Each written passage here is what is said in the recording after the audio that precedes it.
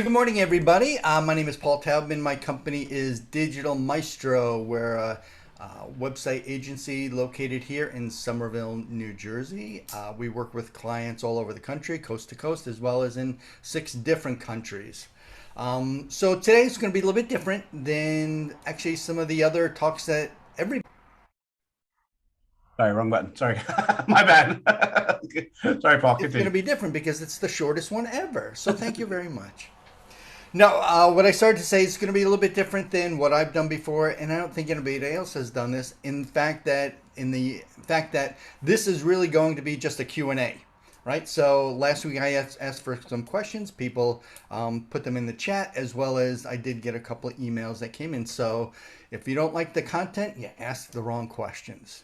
So with that said, I'm going to start out with there were a couple that were related, and I think George, this was yours when you asked what constitutes a good home page, right? Having information on there, and a lot of people think that the home page is the most important page of the website because, after all, that's what in the technical world we call that the root, right? So when you put in mydomain.com and people go there, it's what people see. And the truth of the matter is, there have been some experts, and I believe this as well, that your home page is actually the most worthless page of your website. Now, you might be thinking, well, that seems kind of crazy because it's sort of the overview, and it is. Now, I'm talking about websites that are content rich. They have many pages. I'm not talking about a single one page that you scroll down and you see everything. And the reason why it's considered one of the most worthless pages is that, when you think about your website with multiple pages, each page is specifically designed for something, right? Your contact page is designed for people to contact you. Your services page may be an overview. You may have a individual service page for each individual page. So the likelihood that somebody just stumbles upon your website through Google, Bing, or Yahoo is they are not going to land on your homepage. If they're searching for best place to find, or let's just say a plumber, best plumber in Somerville, New Jersey, chances are they're going to come to a page for that plumber who's specifically talking about Somerville, New Jersey. So in that case, it's always important to make sure that you have enough pages that the search engine can find. That's why I don't like those one-page websites, right? With the one-page website, you're given one chance to be found for everything that you do. And realistically, a web page, each individual page, can only be optimized for one keyword phrase. So that's why having all that content out there is going to be really good. So in the case of when you do have a homepage, and everybody has a homepage, it's best just to make it a short little overview of the organization, the business, the author, whatever is kind of the important pieces at a highlight. It's definitely not meant to give you a regurgitation of everything that you do. Okay, so don't be too concerned about the homepage. Be more concerned about optimizing each individual page for the information that's supposed to be on there. Now, with that said, another great question that came in was the purpose of a landing page and key things that should go on that. So I'm going to define landing page in several different ways because people talk about this in many different ways, right? So a landing page can be, and I've heard people talk about it as the page that you land on, right? So that could be your home page. That could be the page in which they find you when they search through Google, right? In that case, landing page means nothing. It's just a regular web page. In the traditional marketing sense, a landing page, an opt-in page, even a sales page, a squeeze page. These are all terms that people use when they're talking about funnels and when they're talking about offers and having people provide information. So a landing page, squeeze page, opt-in page, it's all designed for one thing and one thing only, and that's to get somebody's email, name, perhaps, maybe phone number, depending on what it is that you're offering, and that's it. So this might be, hey, get your 5-point checklist to to know who the best dog groomer is in town, or the top 3 things that you need to do for any home repair, right? You've seen these where people are offering something for free and of value in exchange for your name and your email. And then there's typically an automated process behind the scenes that will automatically send out that report, that video, whatever it is, to the person who signs in, who opts in, hence opt-in page. And then that gets them on your email list so that you can continue doing email marketing and follow up with that. So when it comes to those pages, again, opt-in page, squeeze page, landing page, if we think about squeeze page, the idea is it's to squeeze, probably not the best term, but to squeeze that information out of somebody, right? And generally speaking, things that you don't want. So I know the question was, what should it have? Some of the things that it shouldn't have are your traditional menu that goes along the top of the page. On an opt-in page or a landing page, the only thing they can do is sign in or leave. You don't want them clicking all over the place, because that defeats the purpose of having that page to get that information from them. So you don't want that. You don't want links to check out other things on there. Again, the sole purpose is to get them to sign in or sign up, excuse me. So the things that are important, number 1 is going to be that form that they can put in their name and email address, phone number. I've seen some that have all that information: name, email, address, phone number, first child name. The more information that you try to get from somebody, the least likely that they will provide it, and they will just leave. So you don't want to ask a whole lot of information and get that from them. You can do that in subsequent follow-up conversations with them, either on the phone if you do get their phone number, or in emails and just asking them, or sending them another email with almost a survey to find out what their interests are. And that would then help you, what's known as, segment your list. So if you're a veterinarian and you put you give them a checklist for top places, or the top 5 things you should do when renting an apartment with a pet, right? To allow the landlord to feel more comfortable. I don't know, I'm just making this up now. Once you have that, when they sign up for that, you have no idea if they're a cat owner, a dog owner, a lizard owner, an ostrich owner, right? Who knows what they have?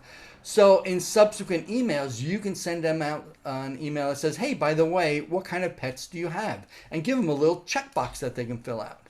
That way, if they pick that they're a dog owner, you can and should then send emails about dogs and not send emails about cats, right? That's such a dividing conversation for some people. Oh, dogs are better than cats. So keep that in mind when you're trying to work with your email marketing. Other things it should have is certainly compelling information for them to sign up and give you their name and email address, right? It sounds simple enough, but that's your chance to say, here's why you need this report. For something that you're offering for free, it doesn't have to be something that goes on and on and on and on. The typical rule of thumb is the lower the price, the less information you get them. If you're trying to sell them, let's say, a $2,000 course, by all means, you need a lot of information to help persuade them and to address their pain points and let them know why this is something that they need, right? So if it's just something for free, maybe just a couple paragraphs on that page, nothing too extensive that's going to make their head explode, go, oh my gosh, this is too much information just reading to find out why I should get a 2-page report or something. And then another question that came in, tying all of this together, right? Having a good website, what's on a good homepage, what's a purpose of a landing page is, what's the best way to get your website found? And that is the $64,000 question. I think I'm dating myself with it. It's probably more like the $1 million question these days. And if you don't know that reference, you're definitely too young. And I'm talking to you, so you know who that is. So how do you get found? This is a whole topic on SEO, and we've talked about this before. Check Relax Teams. You can see where those SEO rich conversations are to get that information. Some of the basics are make sure your site is optimized for the search engines. Make sure you're telling people about your website. If you build it, they won't necessarily come. You need to advertise. You need to tell people. You need to put it on all of your brochures. Stick it in your email signature. Send people there. Have content down there that you can link to so that they'll be able to find out more information about something, and that drives traffic to them, right? It's easier to be found when people know about you. How do people know about you? You tell them, right? And this is all things that you can do for free. We're not even going to address the whole paid advertising or paid for click or advertising on Google, Bing, Yahoo search engines or websites or banner ads or anything like that. That's certainly possible to do as well. All right, so that covers the questions that came in. Does that raise any other questions that somebody has? I have a question. Yeah. Paul. You always have great questions, Desiree. So Can you tell the group what the legalities of having like certain things on the website, like a privacy policy page or the copyright in the bottom left-hand corner that you see all the time? Can you talk a little bit about that? yeah, so I'm not a lawyer, not an attorney. I don't play one on TV, and you definitely probably need to have those. So what I consider the legal pages, that legal pack that you should have would be a privacy policy, a disclaimer page, a terms of use or terms of service page. And these are going to be describing information that you collect, cookies that you might do, right, which is the whole cookie policy. And we can get into a whole conversation about Europe and GDPR and what they're doing. In some European countries today already, it is illegal to have Google Analytics on your website because that's a privacy infringement over there. So that's a big issue that's coming up these days.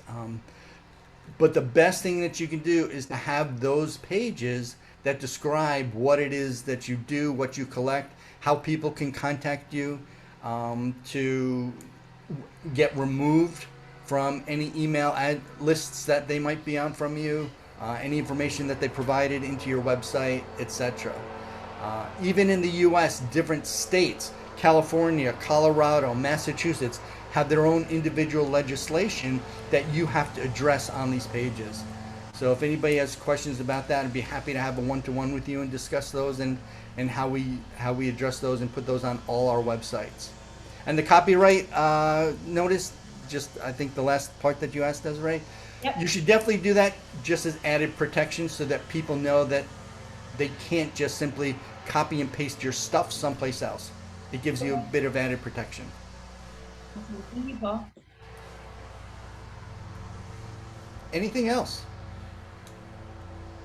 Yeah. So regarding the homepage situation, with the Jack of all trades site, it is kind of hard to figure out where to put things and how to get people to go to the places you want them to. So what is your advice for, okay, you're at the homepage and now you're not really sure where you want them to go first. How do you decide where you want to take them and how do you get them there from that homepage? Yeah, Jake, so your site is a little bit different than most people's because of all trades just means it's almost like a potpourri of different things that you're doing, right? So I'll address that secondly. First, for a typical business, you want to put at the top whatever you feel is the most important thing for your business that people should know about, and then it goes in descending order. When somebody goes to that homepage, they see what's on top, and as they scroll, they're believe it or not, they're losing interest. So whatever you think is most important goes on top. Now, in your case, the same thing is true. There are some of your trades that might be more important to you that you want to disseminate out to people than others. So put those at the top. Depending on how many somebody may have, you may want to go with what we call the 2-column format, where you have, let's talk about this in a little block and this in a little block, and underneath it, a block and a block. So this way you can get a little bit more content rather than saying one block, one block, one block, or a row of information. So depending on where people are coming from, they can see that.